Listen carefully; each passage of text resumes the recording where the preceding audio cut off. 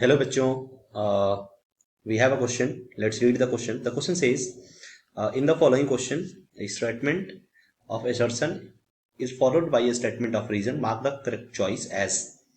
पहला ऑप्शन आप मार्क ए तब करेंगे जब assertion और reason दोनों सही हो और explanation भी सही हो. आप बी मार्क तब करेंगे बेटा when assertion and reason both are true but explanation is not correct.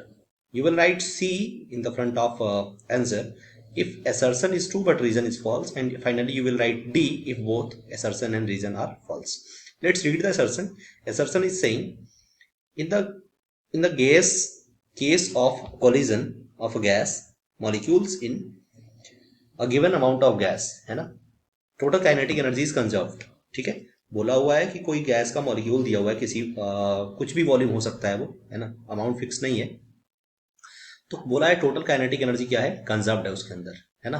अच्छा, रीजन बोला हुआ है कि सारे के सारे जो मॉलिक्यूल्स होते हैं, है ना, all collisions of the gas molecule in a given amount of a gas are elastic. यानी कि सारे जो गैसेस होते हैं, गैस के मॉलिक्यूल्स होते हैं, वो आपस में कोलिजन करते हैं और वो कोलिजन इलास्टिक होता है. तो सबसे पहली चीज तो ये बेटा क्या है ना, कि ये है की कॉन्सेप्ट. इसमें सबसे पहले जो लगेगा वो लगेगा बेटा इलास्टिक कोलिजन का. ठीक है, इलास्टिक कोलिजन. ठीक है, elastic collision will be the key concept for doing this question. अब क्या बोला गया है कि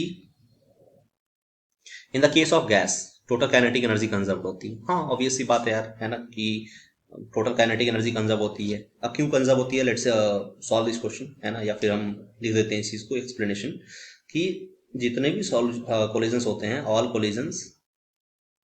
collisions between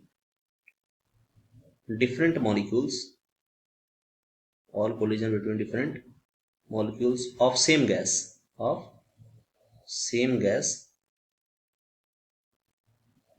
and the wall. क्योंकि यार तुम खुद सोचो कि जो कोलिजन होगा वो कंटेनर के वॉल से भी होगा और गैस के मॉलिक्यूल से भी होगा, है ना. तो the collision, all the collision between the molecule of the same gas and the wall is elastic, है ना, इज इलास्टिक या फिर आर इलास्टिक कह सकते हैं. ये जो कोलिजन होता है बेटा वो इलास्टिक होता है. और इलास्टिक कोलिजन क्या बताता है, इलास्टिक कोलिजन तो बताता है ना टोटल काइनेटिक एनर्जी कंजर्व होगी, है ना. That tells us in elastic collision